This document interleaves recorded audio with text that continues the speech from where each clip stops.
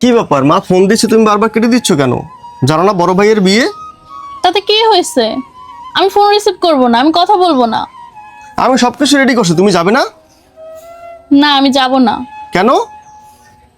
তুমি কি ভুলে গেছো তারা তোমার সাথে কি করেছিল? তুমি ভুলে যেতে পারো, কিন্তু আমি ভুলে যাইনি। কি ব্যাপার, এত চিন্তা করো না তো। জব চলে গেছে তো কি হয়েছে, আবার হবে। আমরা তো ভালো আছি না। মা ফোন দিছে। হ্যাঁ মা, বলো। কি? আমার জামাই বেকার অকর্মা, বাসায় বসে থেকে খায়, তো কি হয়েছে? এটা তুমি বলার কে? সেটা আমি বুঝবো। তার কোনো চাকরি নাই সেটা আমি বুঝবো, তুমি বলার কে? আজকে তার চাকরি নাই, দুদিন পর তো তার চাকরি ঠিকই হবে। শোনো মা, তোমার মতো মায়েদের জন্য না হাজার মেয়েদের সংসার শেষ হয়ে যাচ্ছে। আমার সংসার নিয়ে কথা বলার তুমি কেউ না। নেক্সট টাইম থেকে তুমি আমার স্বামীকে যদি ছোট করে কথা বলো, তুমি আমাকে আর ফোন দিবে না। আমি এখানে ভালো আছি, তুমি তোমার সংসার নিয়ে চিন্তা করো, আমার সংসার নিয়ে তোমাকে ভাবতে হবে না। আমার স্বামীকে ছোট করার কোনো বিষয় নিয়ে যদি কোনোদিন কোনো কথা বলো, তাহলে আর ফোন দিবে না তুমি আমাকে। রেখে দিলাম আমি। আরে মা বাবার সাথে কেউ এভাবে কথা বলে?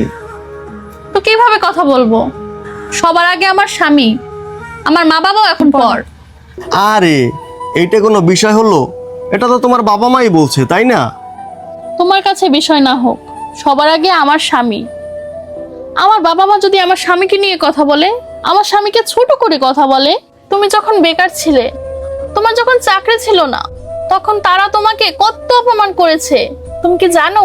আরে বিষয় না, এসব কথা বাদ দাও এখন। আমার স্বামীকে যারা অপমান করে, সে যেই হোক না কেন, আমার বাবা মা হোক বা ভাই বোন, কারোর সাথেই আমি সম্পর্ক রাখতে চাই না।